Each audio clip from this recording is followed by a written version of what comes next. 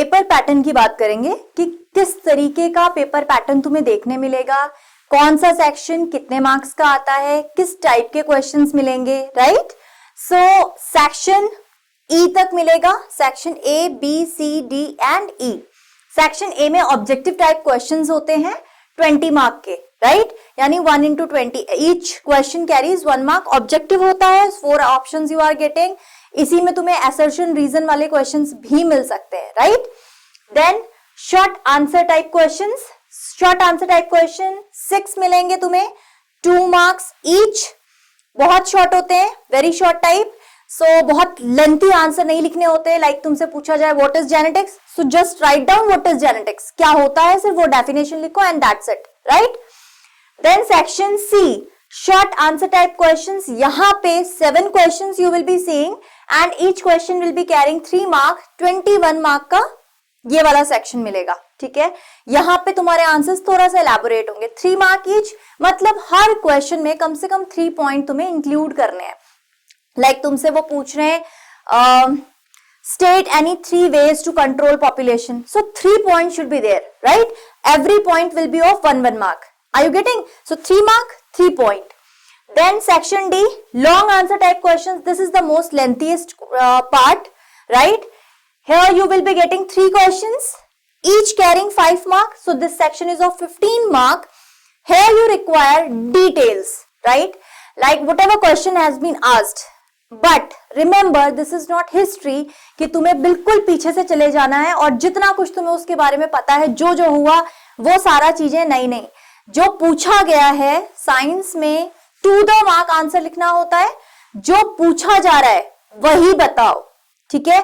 अगर तुमसे मेंडल के लॉज पूछे तो वही बताओ, मेंडल की स्टोरी बताने की जरूरत नहीं है कि मेंडल क्या थे, उन्होंने क्या किया, कब पैदा हुए, कब मरे, नॉट रिक्वायर्ड।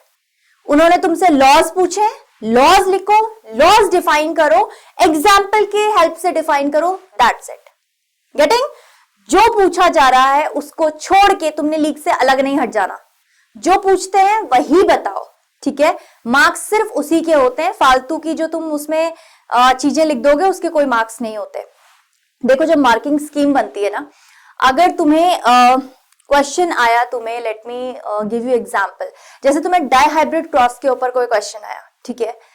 सो तुमसे वो डाई हाइब्रिड क्रॉस पूछ रहे हैं, अगर तुम सोचो कि नहीं मैं तो बहुत अच्छे से आंसर लिखने के चक्कर में मोनो हाइब्रिड क्रॉस भी बता रहे हैं, सारे लॉज भी तुम एक्सप्लेन कर रहे हो, लेकिन जब मार्किंग स्कीम, जब अगर तुम रियलिटी में मार्किंग स्कीम देखो तो उसमें मार्क्स तुम्हारे डाई हाइब्रिड क्रॉस के होंगे कि बच्चे ने ये जैसे तुम डाई हाइब्रिड क्रॉस में जो कैरेक्टर्स लिखते हो, बच्चे ने वो लिखा नहीं लिखा, बच्चे को होमोजाइगस हेटेरोजाइगस कंडीशन पता थी या नहीं पता थी, बच्चे ने वो पुनेट स्क्वायर बनाया कि नहीं बनाया, उनके मार्क्स होते हैं। तुम्हारा ये लीक से हट के आंसर लिखने से कुछ नहीं होना है, ठीक है।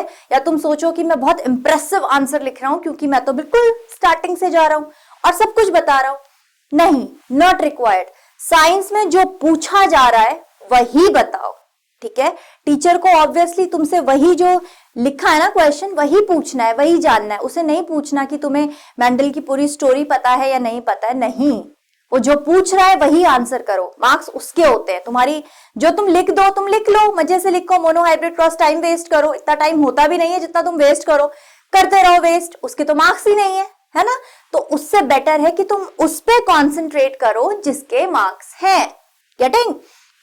देन सेक्शन ई, ये केस स्टडी बेस्ड क्वेश्चंस होते हैं, 3 क्वेश्चन तुम्हें इसमें मिलेंगे, राइट, ईच कैरिंग 4 मार्क। हर सेक्शन में you can be like case study तुम्हें मिला, मानो फिजिक्स का केस स्टडी दिया है, सो फिजिक्स के केस स्टडी में they will give you 5 questions, उन 5 में से कोई भी 4 करने होते हैं, ठीक है। सो यहाँ पे बच्चे कभी कभी थोड़ा सा स्मार्टनेस दिखाते हैं एंड उनको क्या होता है कि अगर कभी डाउट लगता है कि मानो उन्हें डाउट है उन 5 क्वेश्चन या उन्हें 5 के 5 आते हैं, 5 के 5 कर देते हैं, राइट।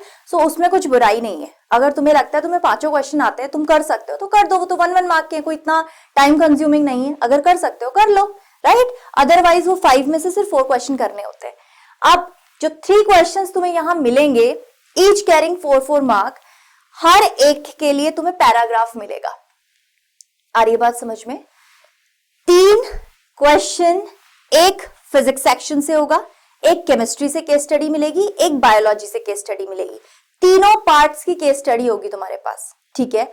और हर केस स्टडी में 5-5 क्वेश्चन होंगे या मे बी 4 क्वेश्चन होंगे, ठीक है, क्योंकि हर केस स्टडी से 4 मार्क का क्वेश्चन होता है, 1 मार्क का, ठीक है। उसमें कोई फर्दर स्प्लिट एंड्स नहीं होते, या ऐसा नहीं होगा कि किसी केस स्टडी से तुम्हें 2 क्वेश्चन मिल रहे हैं 2-2 मार्क्स का, ऐसा नहीं होगा। तुम्हें हर केस स्टडी में 4 मार्क का क्वेश्चन मिलेगा 1-1-1 स्प्लिट करके, ठीक है। उसी केस स्टडी को अच्छे से पढ़ना है, उसी में तुम्हें आंसर मिलेगा। जैसे तुम्हें अगर सोचो कि तुम्हें फ्लेमिंग्स राइट हैंड रूल के ऊपर कुछ मिला फिजिक्स में पैराग्राफ, अब तुम्हें उस पैराग्राफ को पढ़ के इंडिकेशन समझ में आ जाएगी कि ये कौन सा रूल है। उन्होंने वहां कहीं नहीं लिखा कि ये फ्लेमिंग्स राइट हैंड रूल है, लेकिन तुमसे अगर पूछा है क्वेश्चन में कि which rule is applying over here, so वो तुम्हें पढ़ के याद आ जाना चाहिए कि फ्लेमिंग्स राइट हैंड रूल की बात हो रही है। आ रही बात समझ में? तो कुछ क्वेश्चंस तुम्हें ऐसे भी मिलेंगे जिनको तुम ये मत सोचना कि वो अनसीन पैसेज जैसा है कि तुम्हें जो पढ़ रहे हो उसके आंसर तुम्हें उसी पैराग्राफ में मिलेंगे, ऐसा जरूरी नहीं है। बस वो एक इंफॉर्मेशन है, उसको तुम दिमाग में रख के अपने आंसर्स लिखोगे। गेटिंग? सो 5 सेक्शंस तुम्हें मिलेंगे।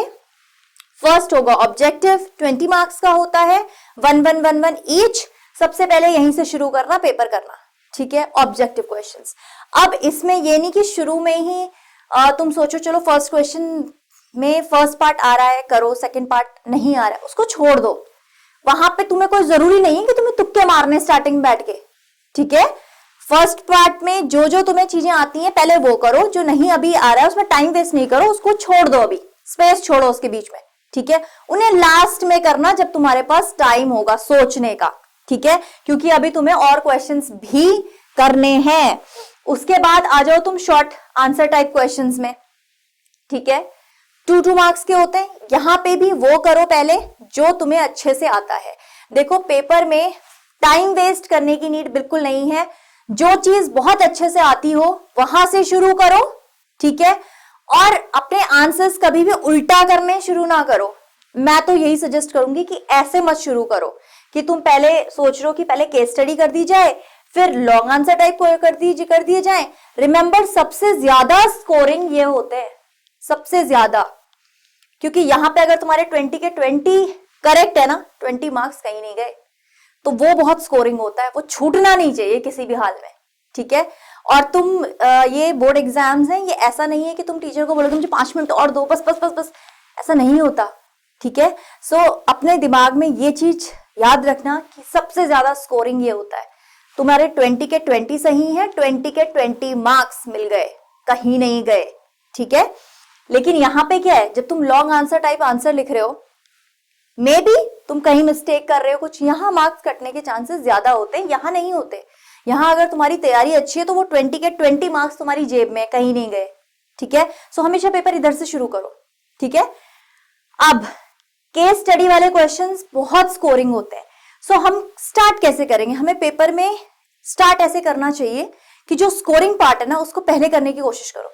ये स्कोरिंग होता है, इसको करो, इसके बाद केस स्टडी स्कोरिंग होती है। लेकिन ऐसा नहीं कि तुम सेक्शंस के नाम ही नहीं डाल रहे हो। सेक्शन ए करो, डालो हेडिंग सेक्शन ए कर रहे हो, सेक्शन ई कर रहे हो, डालो हेडिंग सेक्शन ई कर रहे हो, ठीक है। उसके बाद आ जाओ ऊपर शॉर्ट आंसर टाइप क्वेश्चन में। According to me I will suggest long answer type questions पीछे 1 घंटा रखो अपना सेपरेट, जहां तुमने answer long answer type question करने। तो अपने टाइम को ऐसे मैनेज करो कि इस वाले पार्ट के लिए, मतलब हर क्वेश्चन के लिए तुम्हें इसमें कम से कम 15 मिनट्स लिखने मिल जाए, यानी कि 45 मिनट्स तुम्हें इस क्वेश्चन को करने के लिए रखने हैं कम से कम, अगर तुम्हारी स्पीड अच्छी है तो। आ रही है बात समझ में? अदरवाइज 1 घंटा इस वाले पार्ट के लिए होना चाहिए तुम्हारे पास। जब ये सोच के चलोगे कि हमें बाकी पार्ट 2 घंटे में कंप्लीट कर लेने हैं और ये वाले पार्ट को 1 घंटा देना है, क्योंकि तुम्हें ये सबसे प्रॉपरली लिखना है, presentation is very important, right. So इस वाले पार्ट के लिए अलग से रखो, वो 45 मिनट्स में करो और 15 मिनट्स लास्ट में रिवाइज करो, राइट, या जो भी कुछ छूटा हुआ है वो करना है, राइट। अब हम बात करेंगे कि एग्जाम में प्रेजेंटेशन कैसे करनी है, तुम्हें आंसर्स कैसे प्रेजेंट करने, कैसे हम स्कोरिंग मार्क्स ला सकते हैं, ठीक है।